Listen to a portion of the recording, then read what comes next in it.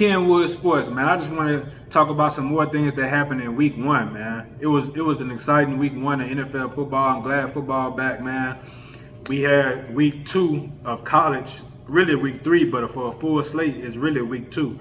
But week 1, man, the game I was watching, one of the games I was watching was the Cincinnati Bengals and the Cleveland Browns.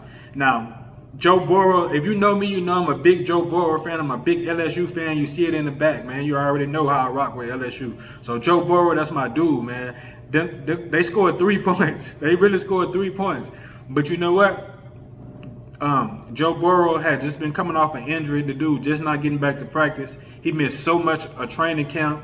That may have been part of the reason why he was just off like that. I think he just signed a brand new contract, $275 million, the biggest contract in the history of the game. That was a big deal. I'm happy to see him get his money. He deserves it. There's 2 top-tier quarterbacks in this league right now, and I think that's Joe Burrow and that's Patrick Mahomes. Joe Burrow, in his first full season healthy, went straight to the Super Bowl. He came from LSU off a championship, got hurt his first year, really. Then his next full year, he went straight to the Super Bowl. His next year, he went straight to the AFC Championship. Now, it's funny because he 3-1 versus the Chiefs, but he can't beat the Browns to save his life. I don't know what's up with that. The Browns been on his top, for real. But they still got a squad, man. They still got T. Higgins. They still got my boy Jamar Chase. They still got Joe Mixon in the backfield. They added Orlando Anderson on the offensive line. Their offensive line is pretty stout. They're a decent offensive line. He got the protection he needed, but they could not hold Myles Garrett yesterday. Myles Garrett was on their top. Denzel Ward playing good defense back there. T. Higgins and Jamar Chase had a tough day. They had a real tough day, man. That secondary for the Browns got a defense. And I'm tired of people talking down on Deshaun Watson. I'm not even going to mention nothing about his whole legal situation and stuff like that. That's a whole different thing. But if you stop doing something for 2 years and see it, especially when it comes to sports, stop doing something for 2 years and then try to come back and be good at it. The dude played 6 games last year. 3 of them, he went 3-3. He won 3 and he lost 3. You got to expect a man to be rested playing a position like quarterback, man. It's a lot that go into that. It's a lot of continuity. You got to game with your teammates and play calling and the timing and all of that. You don't just get back in there playing quarterback in the NFL level after missing all the time that he missed. Nick Chubb a beast, man. Nick Chubb did went 4 straight yards, I think, 4 straight years with 1,000 yards on the ground. 4 straight years and 1,000 yards on the ground. Still got Amari Cooper, still got Njoku. They still got a few good receivers over there, man.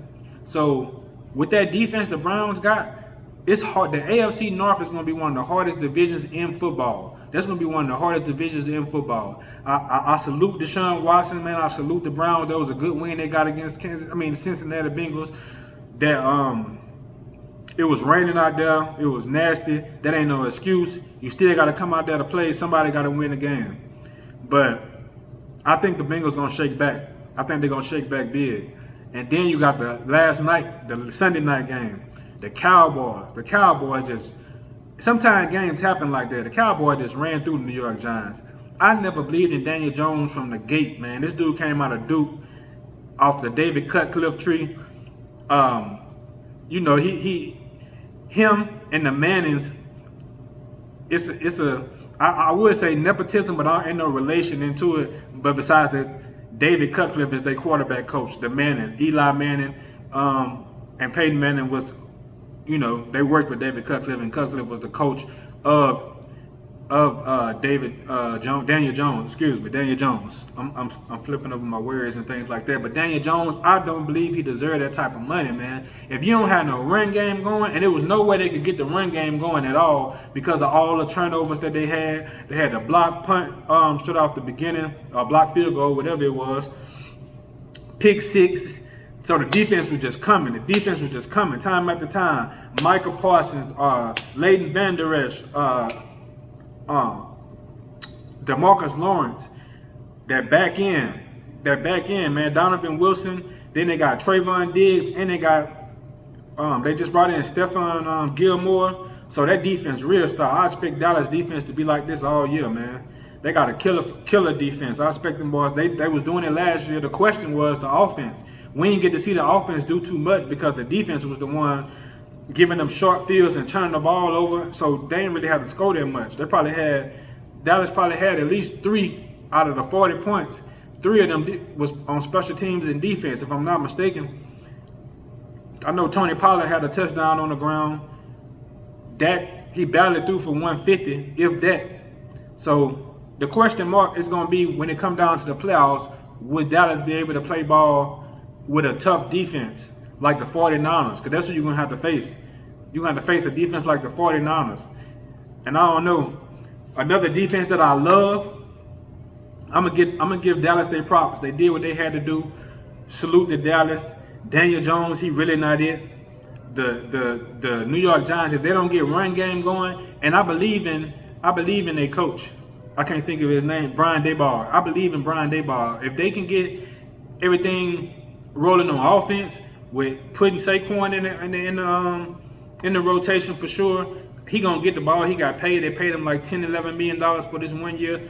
If they can get the offense going, I believe the defense gonna come through too. It was just a bad game. They started off bad, and sometimes when the game start off like that, it just be hard to stop. Because the defense just gonna have their ears pinned back, going straight at the quarterback, because they know you can't run. All they know is you're gonna be passing. They know you're gonna be dropping back, passing the ball.